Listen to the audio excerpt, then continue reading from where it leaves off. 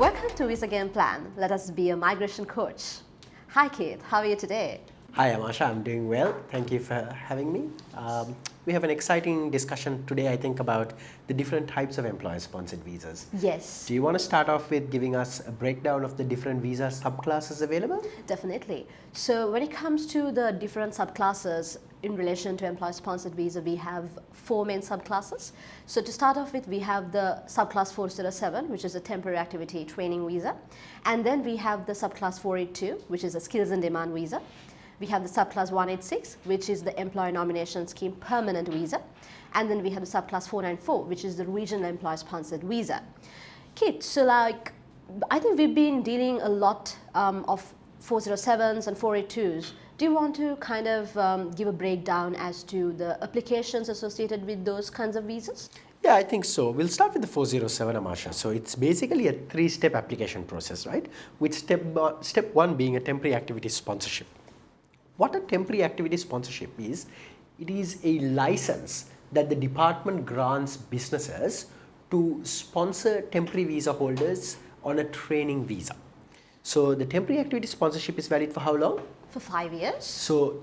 So the businesses only need to get this once every 5 years, right? Yes, so every time they recruit they sponsor a new employee, they don't have to do a temporary activity sponsorship. So as long as they've done it within the last 5 years, then you can you can usually assume that they still have it active, but it's always a good idea to check. Yes. The second step of a 407 visa is called the nomination step, and this step is actually the most complex step. It needs to be done for every employee, right? Correct. Like every time you sponsor somebody to train. Employee. Correct. Right. So that has a couple of requirements, right? So one of the requirements is to have a training plan. And a trainer that also comes as part of the training plan. So what is the requirement of the supervisor or the trainer? Like what type of qualifications do they need to have? So if the trainer is going to train this particular employee in a particular occupation in order to enhance their skills, they need to have a qualification, educational qualification in relation to that field, and they should have been working in that particular company for at least 2 or 3 years. So ideally they should have about 3 years more experience than the nominee that they are going to supervise, Correct. right? Yes. So the training plan then needs to, so you use this word enhancing skill. So the training plan must demonstrate to the department that in this employee taking this workplace-based training, their skill is going to be enhanced, right? Yes, that's correct. So when it comes to training visas, can we use it as just a full-time work visa, or is that something the department frowns upon? It's actually a training visa. It's not really a work visa. So workplace-based training, where you are enhancing your skill while performing the job duties. On the job training, basically. Correct. So one of the main reasons I see for refusals is where applicants are basically just trying to use it as their full-time training program. That's where I'm seeing a lot of refusals come up in the training visa program. That's correct. So in the event we have clients who come to us with that mindset, what do you kind of tell those clients, or how do you kind of strategize their pathway along that line? So usually I tell those clients, particularly if you've been employed in your same occupation for a couple of years and you now want to do a 407, I usually tell them there's a very high risk of refusal, because the department's like, what more do you have to get trained in that particular occupation if you've already been working? Say if you're an accountant, you've already been working as an accountant for 2 years, it's not very likely that the department's going to say, oh, you need it. Unless you can show like a really enhancement of like there is a need. Yeah, some very specific niche occupation, right? So that's the biggest risk, I think, with a 407. So anyway, coming back to the steps. So you need to do a nomination application, and in doing the nomination application, you need to make a training plan, and you need to have a supervisor that the company can provide, who typically has at least 3 more years experience than you do in that field. So generally the sponsorship and the nomination, it's associated with the employer side. Correct. The employer lodges it. They can be lodged back to back. The employer should pay for it. All the department application fees and stuff should go from the employer. A lot of people call us and ask, can the employee pay for it? No, you can't pay for it. The employer must pay for it, because you may be asked as part of an audit to prove that you paid for it. So, so when the money is sent, if you're sending the money to your lawyer's account, who then ends up paying the department, or if you're directly paying the department yourself, please ensure that it's the company's bank accounts that you're using. Right. So when it comes to the visa component, what are the important things that the employees will need to look into before they go into a 407 visa? Yeah, so basically you can lodge the temporary activity sponsorship and the nomination application together. So you don't have to really wait until it's approved. No, you don't need to wait for anything to be approved. So even if particularly where you have very little time left on your visa, you can lodge both of them together. And then when it comes to the visa application stage, you can make that application as well before the sponsorship application or the nomination application on the department side is approved. Is there a skill assessment requirement for the 407? No, the 407 actually, so it has a completely different list to the 482 and the 186. So things like cafe and restaurant managers are still on that list. So one option that you have is you can actually go about making the application for a 407 visa, even if you have an occupation that's not on the 482 list, it's probably on the 407 list. So you should check that.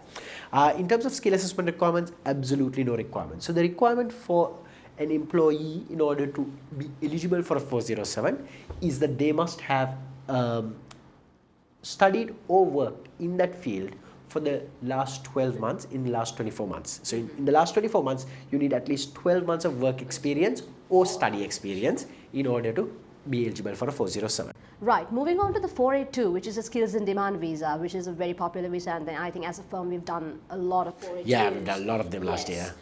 So is it similar to the 407? What would be the timelines, the types of visa applications, and the requirements? I would say in terms of the process, it's a little bit similar in the sense you still need to do 3 applications. So you have the standard business sponsorship, the nomination application, and the visa application. So standard business sponsorship also would be valid for 5 years? It's also correct. It's also valid for 5 years, but it's different to the temporary activity sponsorship. A lot of companies try to use temporary activities for the, but it's completely different, right? That. So it's very important that you get a lawyer to check it, because otherwise you rely on the wrong assumption. Yeah, that's true. When it comes to the standard business sponsorship, the company can get it and keep it for 5 years. The nomination application is where it's really hard when it comes to the 482. The main difference between a 482 and a 407 training visa is a 482 is purely for employment purposes. You get it and you can work full time. That's why that visa is there for companies to solve their temporary skills shortages. When it comes to the other main difference is there is a minimum income threshold for a 482. For the 407, you can pay them anything as long as it meets Fair Work's minimum wages. But on a 482, you must pay the consolidated skills income threshold, which is going to increase in July. Correct. As of the 1st of July, it will be 76,515 plus super. You must also prove that you meet the Australian market salary rate. So both those hurdles need to be met. And I think the labour market testing is also something we need to touch. Yes, definitely. I think the labour market testing is the most complex part of a 482 application. So it takes 4 weeks. You must advertise the position on 2 national platforms for 4 weeks, and you must prove that any of the CVs you received from local Australian employees is not suitable, and that the most suitable candidate for the position is the existing applicant. Yes, and then I think when it comes to the visa component, most of the clients are very worried about their PT, because we get a lot of calls saying, do I have to do my LTS again? Do I have to do my PT again? What is the requirement? Is it really necessary, or are there any exceptions? No, there is no exemptions for having English unless you come from one of the 5 English-speaking country passports. So usually UK, USA, Canada, New Zealand. If you have one of those passports, you can get an exemption. But otherwise, you need to ensure that you have IELTS requirement. It's not very onerous. It's a 4.5 minimum in the IELTS band. So it's very doable for most applicants. The other thing is you need to have at least 1 year of work experience in your nominated occupation. Now, that 1 year of work experience should be in the last 5 years, okay?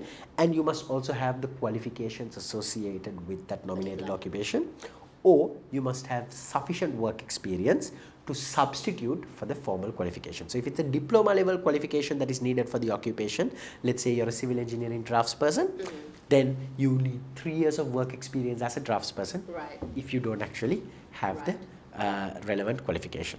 So that's the 482 requirement. So the 482 visa also has a tax that you need to pay the government called the Skilling Australia Fund Levy. That's also paid by the company's side. So if the company has less than $10 million in turnover, it's $1,200 per year, the levy or the tax. And if the company has more than $10 million in turnover, it's $1,800 per year.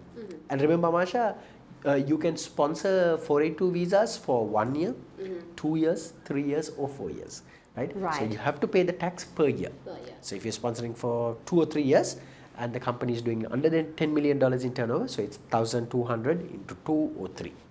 And also when it comes to 482s, I think the employment contract is something we really need to discuss. Correct. I think that it's very good that you brought it up, because lots of individuals try to use their old employment contracts, what they had when they started with the company.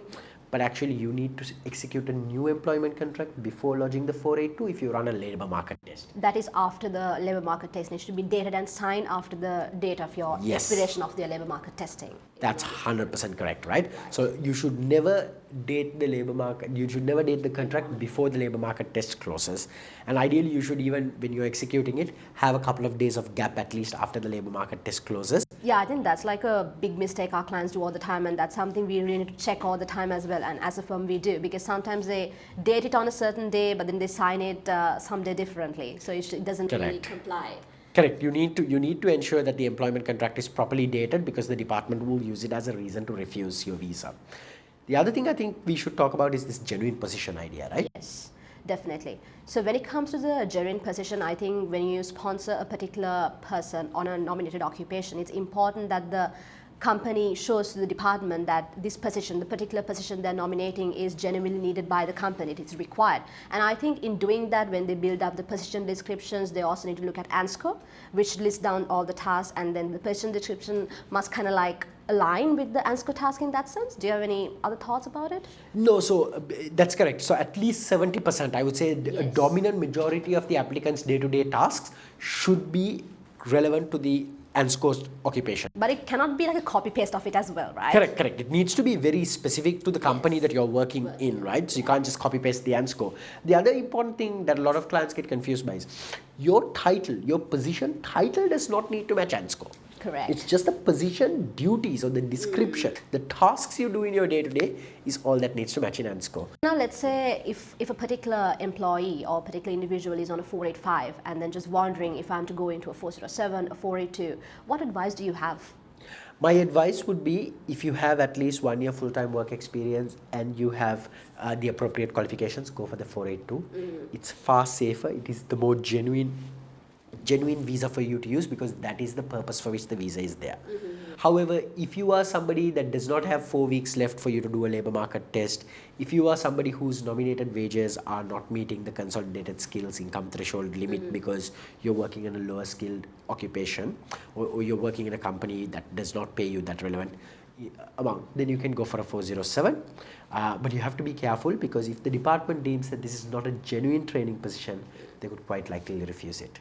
I think we covered most part of it, and then it was very useful. It was very comprehensive. Yeah, I think we had a very good discussion about both visas, so I think we can leave it here today. Yes, thank you very much, Keith.